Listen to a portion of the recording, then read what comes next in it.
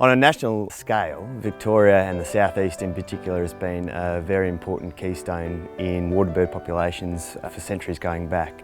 It contains a mosaic of different types of habitats from floodplains to coastal lagoons, and birds have relied on these places as drought refugia and stable habitats. Professor Kingsford from the University of New South Wales has been studying these waterbird populations for 33 years. And unfortunately, on the larger scale of things, there is an overall decline. Looking around us here at Banyule Wetlands in the southeastern suburbs of Melbourne, you'd be forgiven for thinking that wetlands in Victoria are in a reasonably good condition.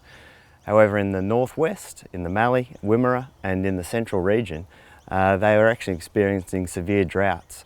Drought conditions within Victoria preclude the life cycles of not only the birds themselves, but the prey and the vegetation that they rely on. And it reduces the ability for birds to find nesting materials, hide from predators, and feed. Considering the additive effects of increased water regulation and climate change, a lot of these swamps, wetlands and waterways are really struggling throughout not only Victoria, but the Greater Murray-Darling Basin.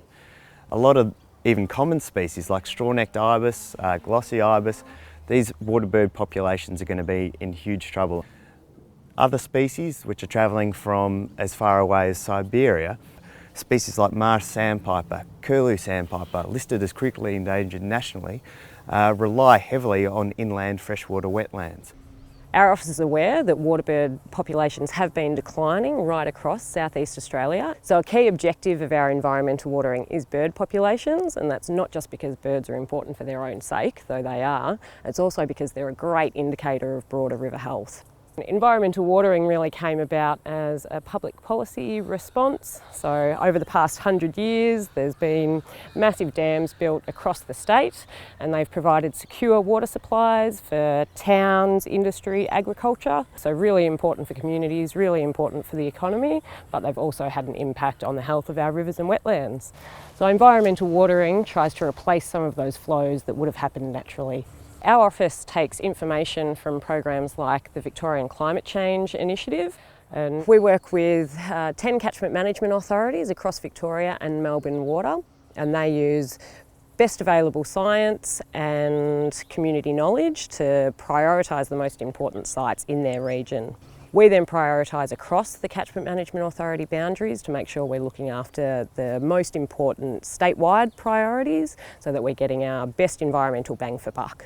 Over the past 5 years, since 2011, we've delivered to 188 river reaches and wetlands across Victoria. And in 2015-16, we were able to deliver to 146 of those. Across the Goulburn Broken wetlands in 2015-16, we saw increased numbers of a range of bird species at a number of important wetland sites. At Black Swamp, for example, the once plentiful magpie geese have been recorded for only the first time, and at Kinnairds wetland for only the second time. Another really exciting observation this year has been finding the endangered Australasian bittern at Moody's Swamp, and at this site we've deliberately timed environmental watering to provide shallow water and protect the vegetation that this species needs to forage for food and for habitat. Brolga are another vulnerable species in Victoria, and it was really exciting to see them successfully breeding at Johnson's Swamp this year in response to environmental watering. Environmental watering also provides great places for people to come and do bird watching, go kayaking, just nice places, nice green, watery places for people to come and sit and relax. Also provides community benefits in terms of regional tourism as well, so great for the local economies too. Australia's waterbird populations work on a very large scale, and whatever we can do to support that population on the Victorian side of things is significant and will help stem the tide of decline throughout these some 50 species of waterbirds. These sites are providing a diverse range of habitats for a number of significant plant and animal species, including endangered species. And so by providing these refuges, particularly during droughts across Victoria, we're able to make sure these species can continue to survive and thrive.